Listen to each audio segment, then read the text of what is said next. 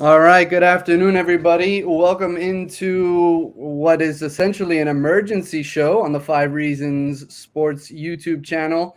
We're here to talk a little bit today about the punishment the NFL levied this afternoon, well, this morning, I guess, to the Dolphins following their tampering violation.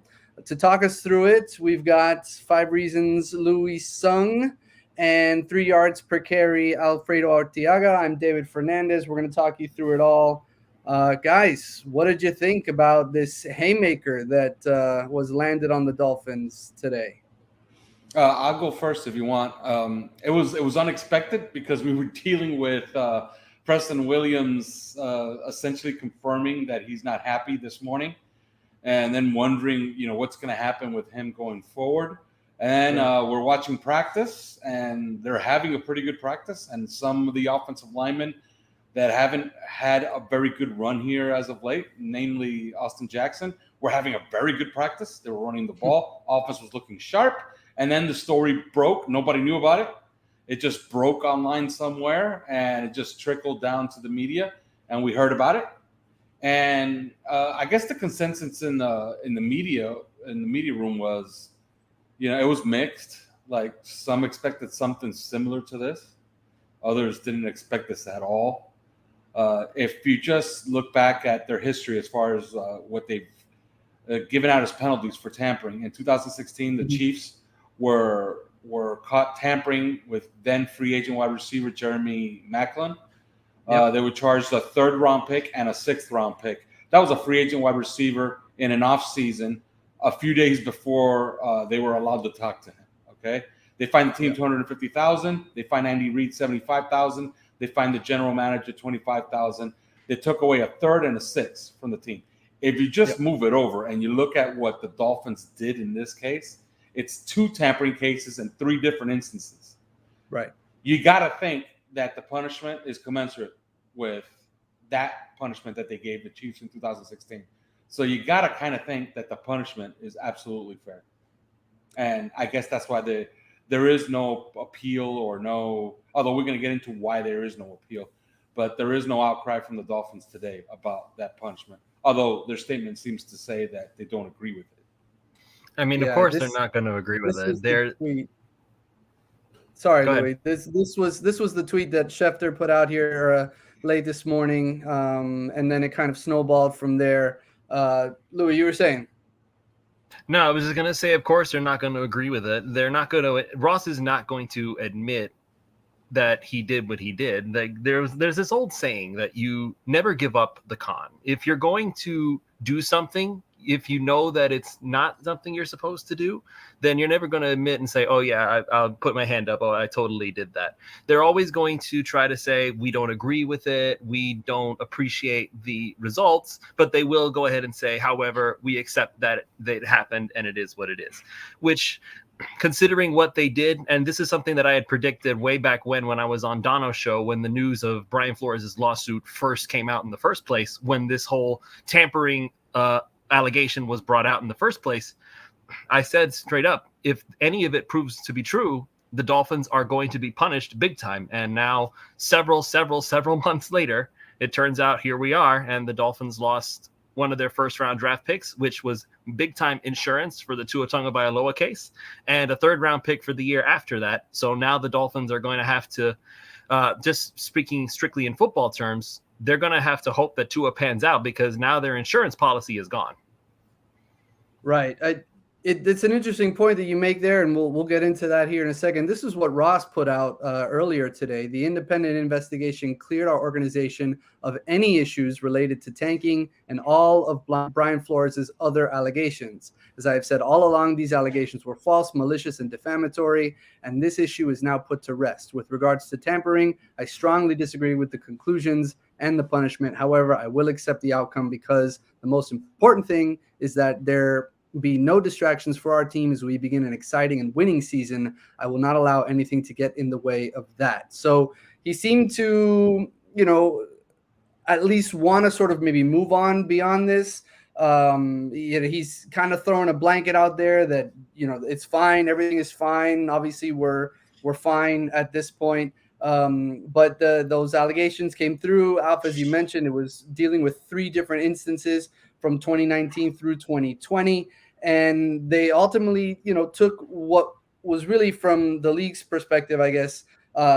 Roger Goodell called it unprecedented, the findings. So the fact that, the penalty was what it was, a first round pick, a third round pick, plus the fines for Ross and Beal and the suspensions for them, although I don't know really what that means beyond, they're not allowed to be around. But those are notable, right? And as you mentioned, the Chiefs had the tampering case. The only other tampering cases that resulted in teams losing draft picks, the Lions lost a 6th-round pick in 2012 for tampering. The 49ers lost a 5th-round pick in 2018. The Carolina Panthers actually had the stiffest penalty way back in 1995 when they lost a 2nd and a 6th-round pick for interviewing then Pittsburgh defensive coordinator Dom Capers before the season ended. So this, wrapped up in all of the allegations with the Brian Flores lawsuit and all of that, kind of maybe heightened what was going on with this investigation.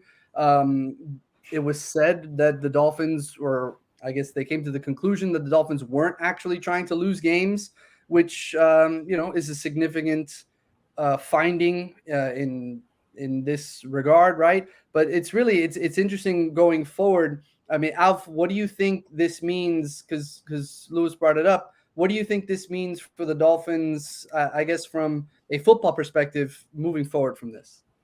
Well, in the football perspective, you lose a pretty nice chip, which is your own 1st-round pick. Remember, they are going to keep their own the pick that they received from the 49ers. So they're going to have the 49ers pick. Right, yeah. So if you're thinking about trying to monetize that pick, there's only one way that happens. The 49ers have a terrible season behind Trey Lance. It becomes a very high pick, and then they remonetize it once again, and they take 2 picks out of it, right? Like that's the silver lining. Yeah. Just to tidy up the rest of the punishment, those suspensions. Beal is suspended from league events for the year, but he can't go to games, is what I understand. Stephen Ross cannot serve on 3 committees until October 17th. But Barry Jackson of the Herald has gotten clarification from the league, and he can attend his own games of his own team that he owns. Okay, so that's nice of the NFL. But he can't be at the facility, and he can't be at any league events for 6 games, which is an interesting number. But Fergie can be at them, right? Yeah, like I don't understand how this works. Like if you look at it, Bruce Beal can't be there, and neither can he. So who's next in line? It has to be Fergie, right? Yeah, or Serena Williams. Like who's in charge? Like if you need to talk to the Dolphins owner right now, in a league capacity, if they have a league meeting, who shows up for the Dolphins? Like that's Tom a great Garfinkel. Question. I don't know if you look at the ownership progression. Yeah.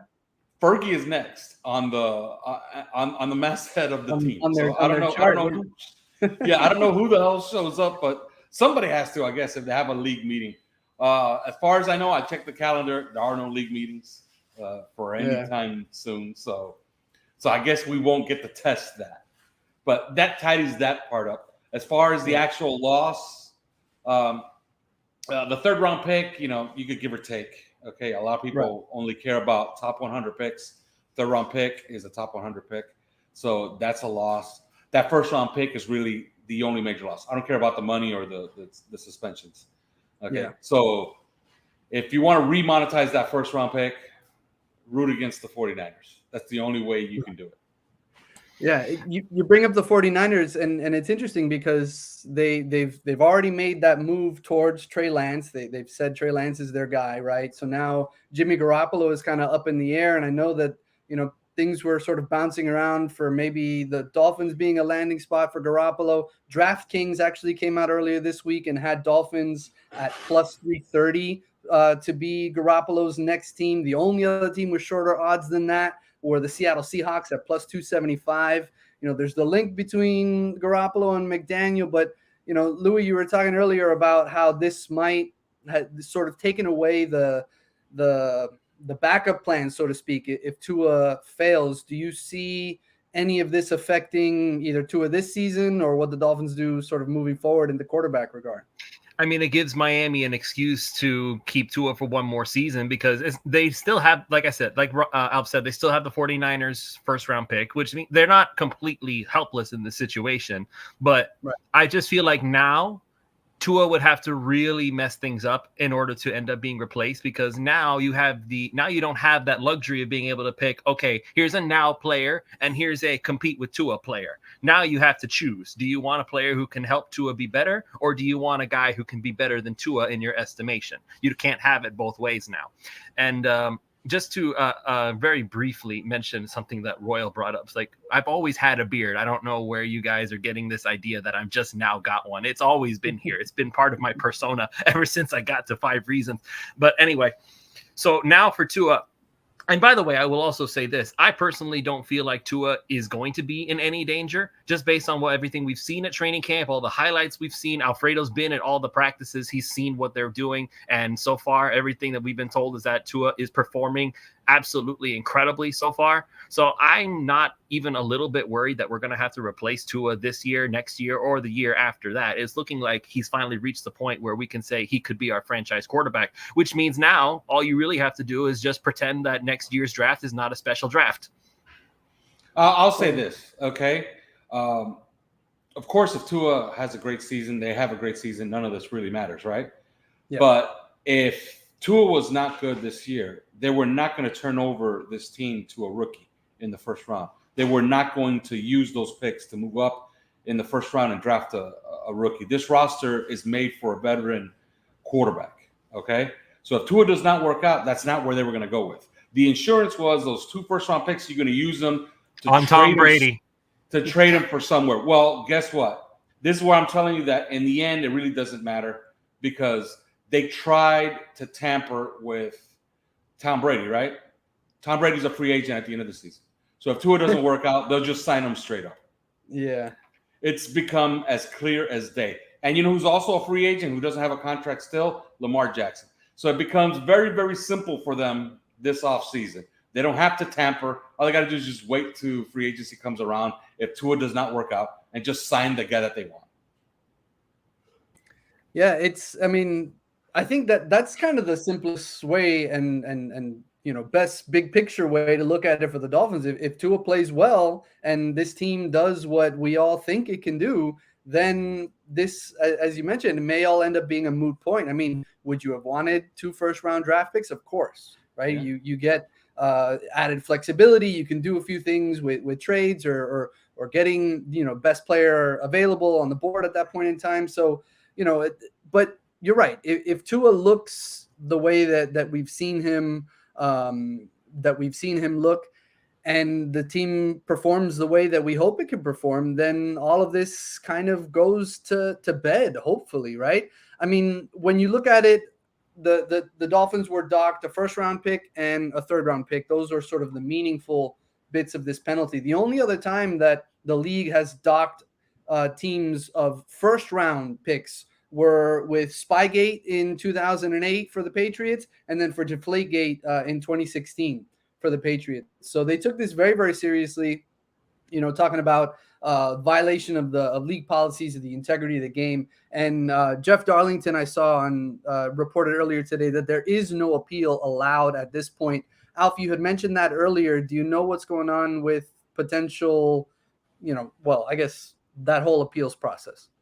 Yeah, I was also confused by this because immediately when this comes down, you start researching, right? So the best case I could find was the Kansas City Chiefs in 2016.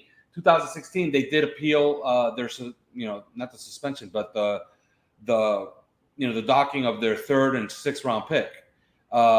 They failed. That appeal failed. That appeal went to the commissioner, which is interesting that the commissioner is the one who gives you the penalty, and then he reads your appeal. So essentially, you're basically asking the commissioner, hey, can you change your mind? You had this determination 5 minutes ago. Can you change your mind now?